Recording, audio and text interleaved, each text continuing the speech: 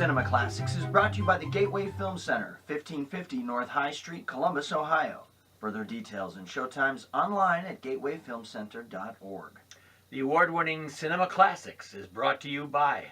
yeah, I could do that better too. The award-winning Cinema Classics is produced by John DeSando and Johnny DiLoretto.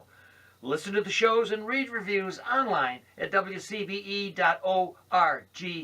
I'm John DeSando. I'm Johnny DiLoretto. This is Cinema Classics. It sure is, boy. He's 6'4". Uh-huh. And he pretty much rules the roost in Maine. Yeah. I'm going to tell you, Stephen King is a force. That's not the only roost he rules. He definitely rules the literary horror genre. And, you know, maybe, I don't know that an author has been adapted more times than Stephen King. He is the most adapted living author. Is that right? Yes. You are absolutely correct. Who's the most adapted dead author? I would bet Shakespeare. Shakespeare. I would bet. That doesn't count. Well, anyway. I don't think that counts. Hey, he's been called the King, obviously. The King of Horror. The Master of Mystery. How about this? This guy is good. Now, he's got It out there. Yeah. He's got It out there. I'm sure he's hoping that It is a hit.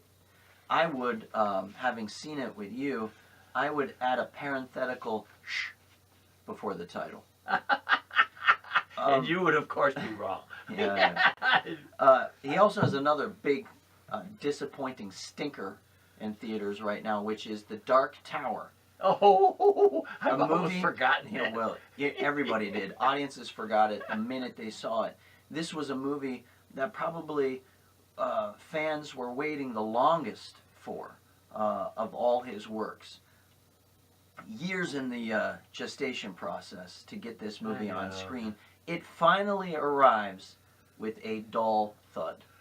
Well, I'll tell you this. He's got plenty of padding because this guy's filmography is incredible. And I've forgotten how many short stories he wrote that were adapted. You're saying, how can he have so many? Well, he has so many films being adapted because he has so many short stories. But a terrific decade for him, 76 through 86. Yeah. And actually, I don't know if he's ever done anything better than Carrie. Well, you mean a movie made from his work, because he's not doing it. No, he doesn't have anything to do with it. Adaptations. Right. Yeah. Well, you know, it's the better the director adapting the work, the better the film. That's a good point. Right? So Carrie is Brian De Palma. Yeah, you're right.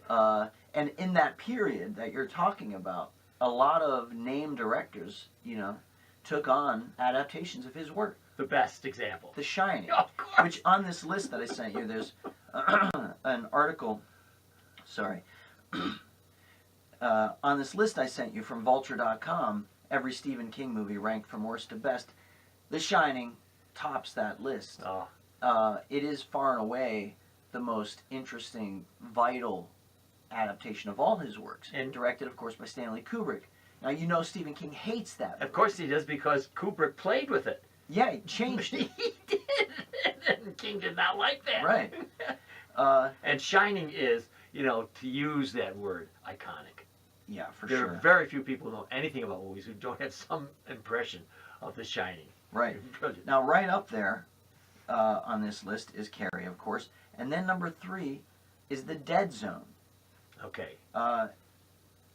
Directed by David Cronenberg. Okay. Again, one of the greats, right? Yeah.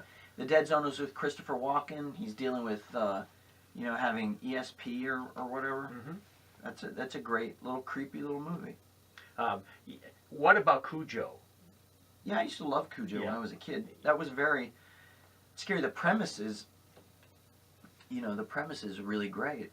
There's a very sweet Saint Bernard who's bitten by a rabid bat, I think, and turns into this menacing, man-eating dog. And then in '83, Christine, you got another menace. Wasn't that a very bad automobile? Right, right. The car, the killer car. Yes, yeah. But one of the other great adaptations of a Stephen King book, or work rather, is Stand By Me, and which is not a horror film. And if people are going to compare it with Stand By Me, and I think there are elements of it because of the pack of kids, the emphasis on the angst of youngsters and so on. I think is there. Yeah. But you're quite right.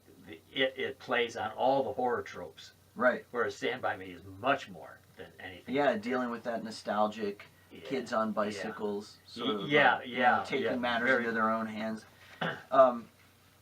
We can't forget the Shawshank Redemption. Oh, Also wonderful. not another horror film. Oh, not at all. And another film that, like Shining, that so many people think about when you ask them about favorite movies. Yeah. Shawshank Redemption invariably comes up in a group. Yeah.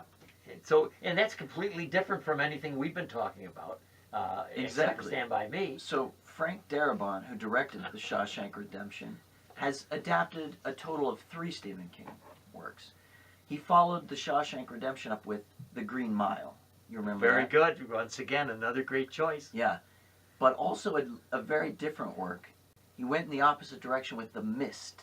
Yes. Remember The Mist? I do remember The Mist. What a strange little movie. Yeah, and maybe one of the darkest endings I have ever seen in a movie. I'm going to spoil it for you. Yeah, do it because you know me and I'm gonna spoil it. So the movie is about these weird creatures, space creatures, coming down out of this mist and just eating people and killing them and taking over the planet. And the movie takes place in a grocery store. This group of people have holed up to survive. At the end, the protagonist makes his way. He gets his kid and a couple of survivors, and they take off in a car. They all commit suicide, including the kid. And just as the guy is about ready to commit suicide, he sees that the mist is lifted and the army has won the battle or Yes, whatever. right. It is the the worst. I mean, it's great. It is a great ending, but man, is it relentlessly bleak. I don't know how Darabont ever got that past. You wouldn't be surprised Anyway. to know, in thinking about it and Stand By Me, you wouldn't be surprised to know that one of his favorite works of fiction is Lord of the Flies. Oh, For interesting. Stephen King, yeah. And there was a chapter in that book called Castle Rock. And you know that I think it was Rob Reiner who named his production company Castle Rock. Right. And King himself sets some stories, I don't know how many, in Castle Rock, Maine, fiction. Rob Reiner directed both Stand By Me and Misery. And Misery, yeah. Another great one of the better adaptations. Yeah. Horror in its own right. Mm-hmm. For all of us who write. Yeah, right. It's perfect. That would, you know what? I would love to see that movie remade with you in the James Caan role. Yeah. With So who would be the fan? Yeah, I don't know. So many women would. That would be an amazing casting call. There would be a line down High Street, commensurate with Lincoln's funeral procession. In 1999, he was in an accident.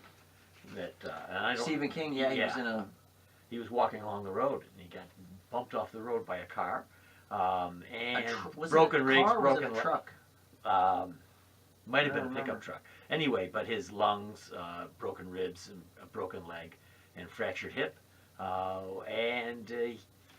however, he does have something from birth, I believe, and that is his eyesight. That predicted he will be blind. Oh wow! You've seen his thick glasses. Yeah. So, and this is a guy who has struggled with addiction. He's quite an interesting addiction to flannel shirts. And addiction to bad hair. Yeah, bad hair. We've been talking mostly about. I know we don't have a lot of time left. We've been talking mostly about the great adaptations of his work, and when you consider the sheer number of them, it's amazing that there are as many good ones as there are. There are a lot of really awful adaptations. Gosh, I was just telling you about a movie called The Mangler, Sure. which came out in the 90s at some point. It's about a killer laundry press. Yeah. Yeah. Yeah, I'm not surprised because you told me about it. Yeah. But now when you say it, I'm saying, boy, that is weird, Wow. man. And he directed one of his own works in a movie called Maximum Overdrive, which, if I recall, when I was a teen in the 80s, I watched this movie, and it's about all the world's machines taking over. Okay. You know? So like pop cans are flying out of soda machines, you know, and like killing people. It's terrible. He directed it. Oh my gosh. Well, to buttress my assertion about his addiction, he claims that he was drunk the whole time he wrote Cujo. Oh, really? I don't even remember a moment when he wasn't. Wow. Yeah. So this is Stephen King. You know, one of the great. I mean, I have never read a Stephen King book. Have you? I've not either. Isn't that interesting? Perhaps too. Such a prolific Yep. author. Yeah. I've just never been drawn to it. I'm curious. When I look at the filmography and I see, when you talk about the Mangler, when I see the variety of horrors that he can dig up in his mind, what a fascinating human being. Mm-hmm. I don't know how he lives with himself. You know, in so many of those stories, written by his alter ego, Richard Bachman. You know, is that Bachman, it? that's right, the Bachman Right? stories. Responsible for The Running Man, which is one of those really fun Schwarzenegger movies from the 80s. Remember where he's in the futuristic reality game show? Such a dork. It's so ahead of its time. Anyway, can you imagine? He writes for only about 4 hours a day. I say only. That's a lot of writing, as you and I know. 4 hours is like draining. Yeah. But considering his oeuvre, His eggs?